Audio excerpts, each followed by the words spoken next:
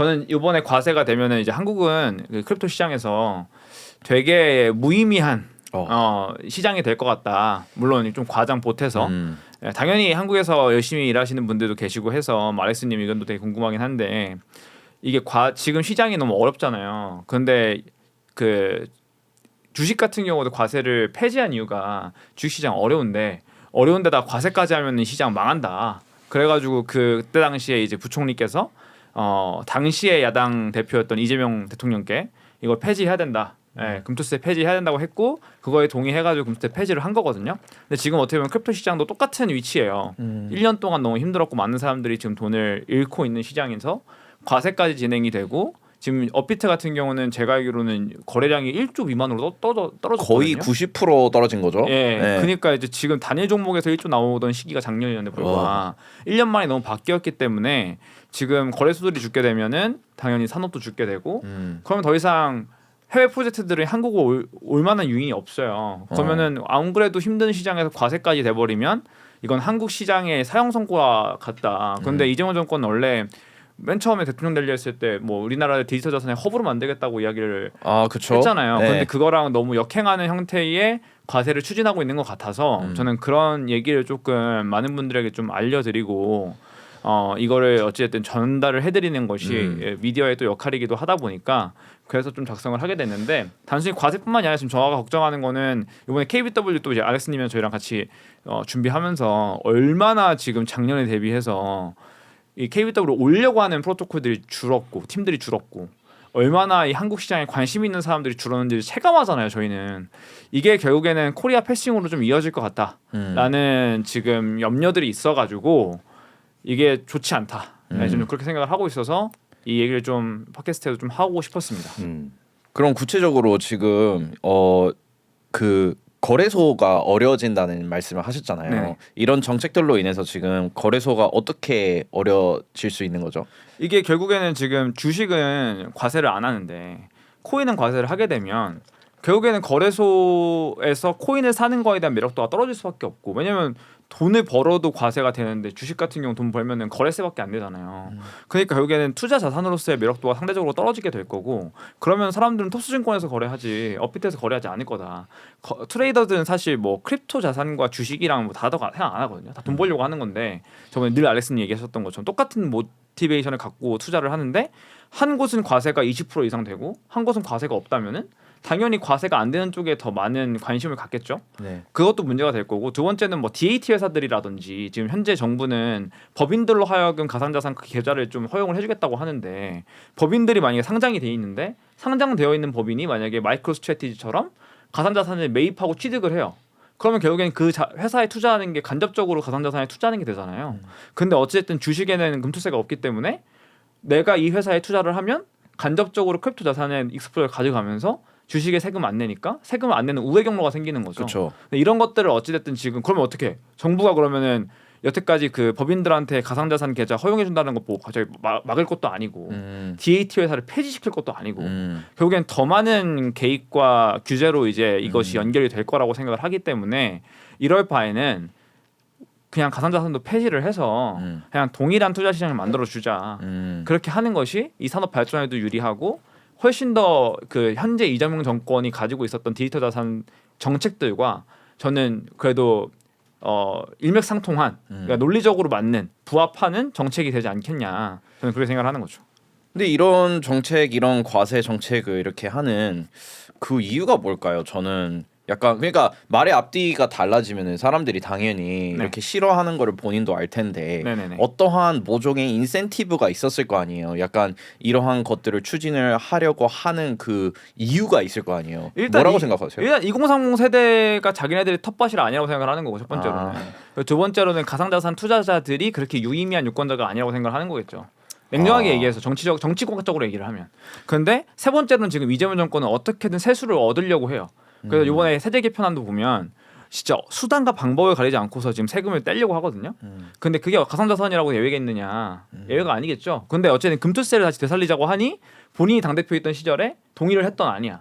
이걸 다시 되돌리기에는 정말로 자기 모순적인 행동이 되니까 이미 예정되어 있는 과세라도 시행을 해서 최대한 소득이 있는 곳에는 과세를 하겠다라는 포지션을 좀 취하려고 하는 것 같고 우리나라 보면 경기도 이번 디폴트 선언하고 많이 재정 상태가 안 좋단 말이에요. 네. 경기도도 왜 디폴트 선언을 하게 됐는지는 모르겠지만 누구 때문인지 모르겠어요. 네. 저는 누구라고 얘기 안 했습니다만 그런데 지금 점점 재정 상태가 어려워지고 있고 국가는 계속해서 국민들 돈을 뿌리고 있고 그럼 세수를 더 걷어야 되고 거두려면 당연히 세수를 거둘 만한 데를 필요한데 가장 만만한 곳부터 건드려야죠.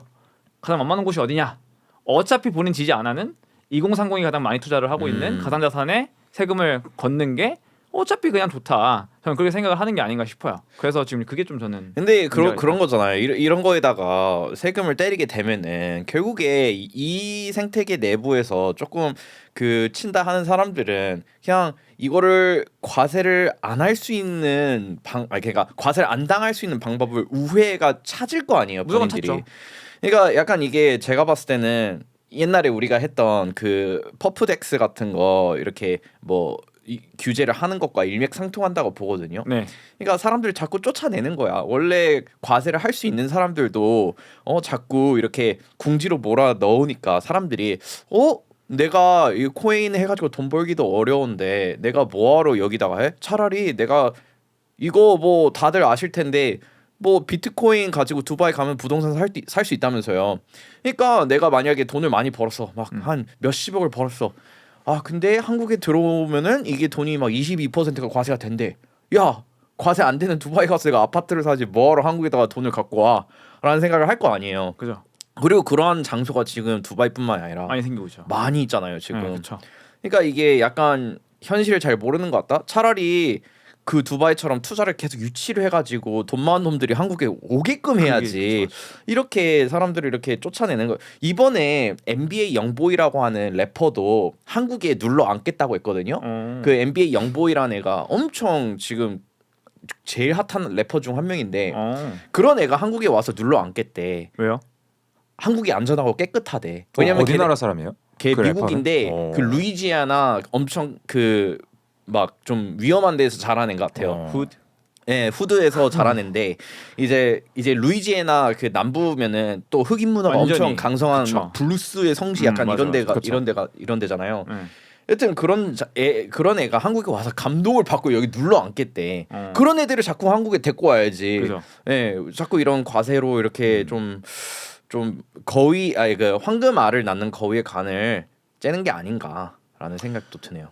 저는 이제 우리가 사실 가상자산 과세가 나름의 역사가 있잖아요. 엄청 처음에 도입이 된 게 제가 알기로 2020년에 처음 그 논의가 논의가 시작이 됐고 음. 도입이 되고 시행이 이제 계속 한 5년째 미뤄져 왔는데 그렇게 보면은 사실 지난 1년 동안 우리가 봐온 국내 이제 주식 상황이라든지 새로운 정권이라든지 그러니까 이걸 몇 년은 넘어서는 그러니까 역사가 있는 저는 그런 안건이라고 생각을 하는데 이제 그런 의미에서 저는 지금 스티븐이 말씀하신 대로 이제 2030 세대를 표밭으로 생각을 안 하는 이유도 있겠지만 이 계속 방치되어졌던 아젠다이고 이게 사실 그 당시 때 시대적으로 중요한 정치적 아젠다였던 이유 중에 하나는 특히 불장 때 특히 어리고 젊은 세대가 일확천금을 할 수 있는 가장 자극적인 수단이었고 이제 이렇게 코인을 통해서 뭐 수백억씩 번다는데 과세를 하나도 안 해?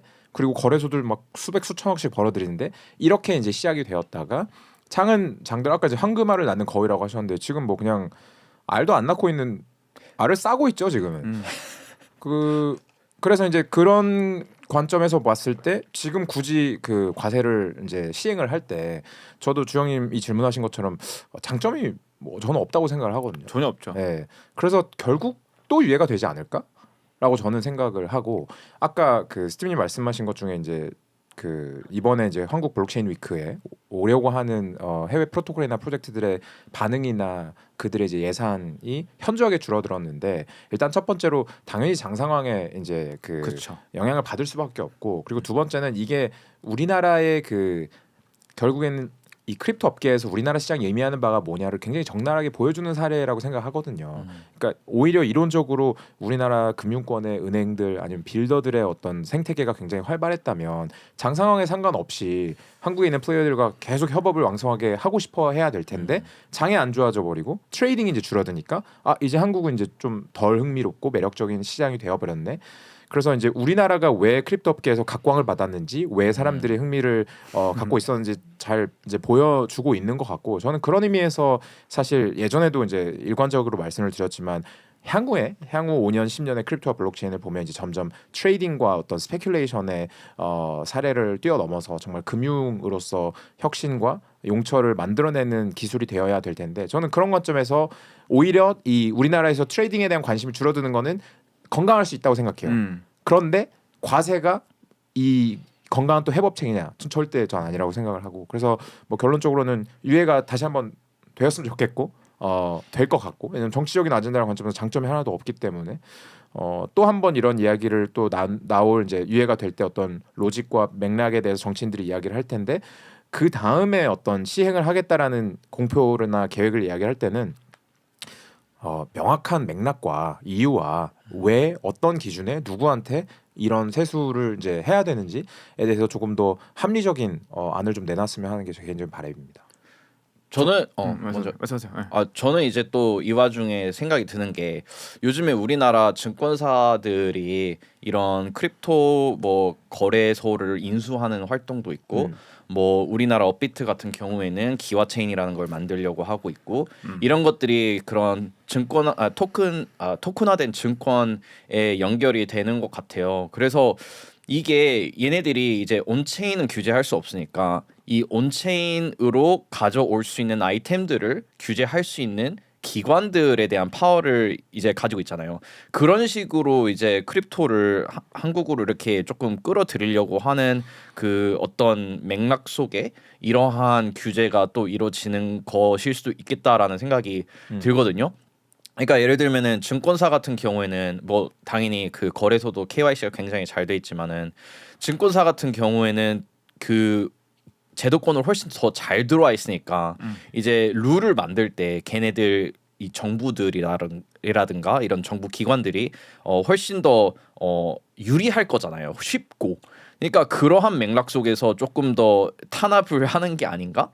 그런 생각도 잠깐 들었어요.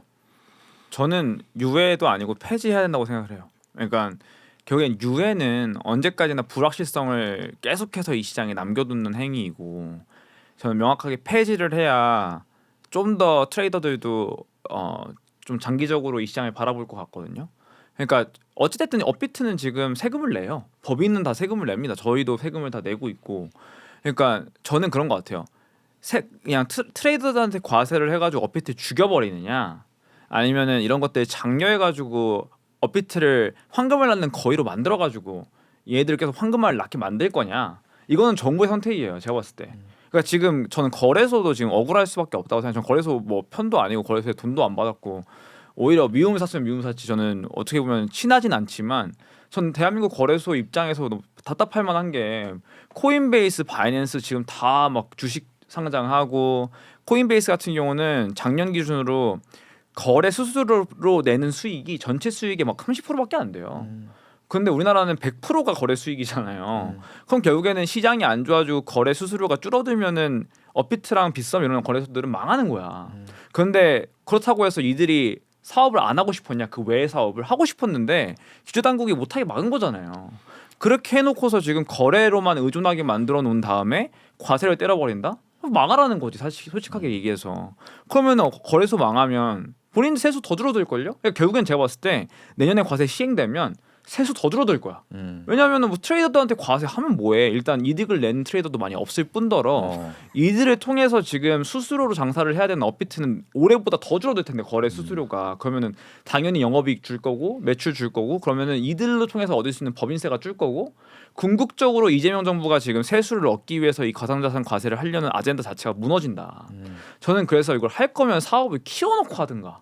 사업이 애매하게 컸고, 진짜로 아까 알렉스님 말씀하신 것처럼 투기 세력들만 돈을 버는 시장만 만들어 놓은 다음에 이젠 더 이상 투기 세력도 없는 것 같은 이 시장에서 갑자기 과세를 해버린다? 그럼 이 시장 망하라는 거고, 더 이상 이제 법인세로도 얻을 수 있는 세수까지 줄어들게 되는 거죠.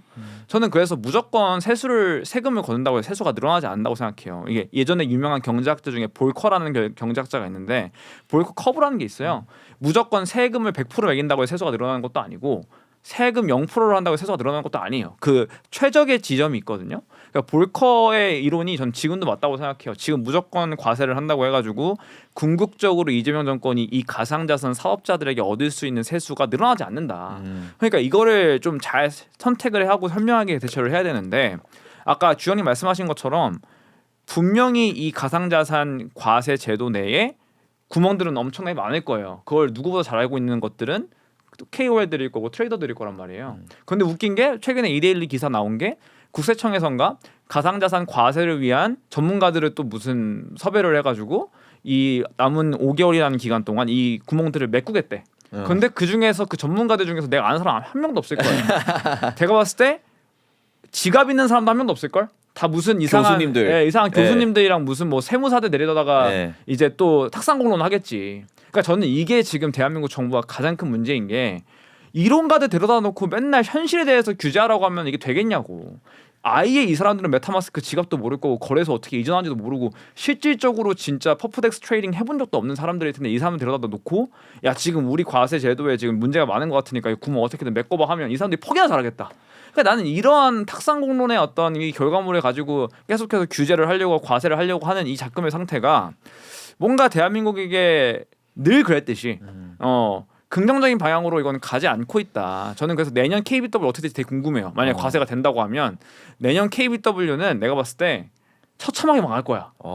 뿐만 아니에요. KBW뿐만 아니라 한국에서 하는 모든 컨퍼런스들, 크립토 관련 컨퍼런스들은 다 이제는 어떻게 보면은 낙동강 오리알이 될 거고요. 아까 알렉스님 말씀하신 것처럼 사실 우리나라는 트레이더밖에 없었어. 근데 트레이더를 죽여버리면 안 그래도 그나마 있었던 한 줄기의 빛이라도 사라지게 됐는데 이거를 어떻게 보면 지금 정부가 지금 막고 있는 거죠. 나는 이게 궁금해. 솔라나에서 내가 스페이스X 토큰 증권화 그 토큰화된 거를 거래를 해서 이득을 봤어. 네. 나 어떻게 해야 돼? 이거 코인 과세야? 원래는 아니죠. 네. 원래는 아니죠. 그러니까 나 스페이스X를 토큰화된 걸 산 거잖아. 그렇죠. 원래는 지금은 주식이죠. 아니죠. 그러니까 근데 그거를 스페이스X 그 토큰을 내가 그래서 USDC로 현금화를 했어. USDC를 그러면은 그것도 가상자산이 되니까 그 두 개를 맞바꾼 거니까 거기에다가 20%를 과세를 해야 된다 이런 논리인가?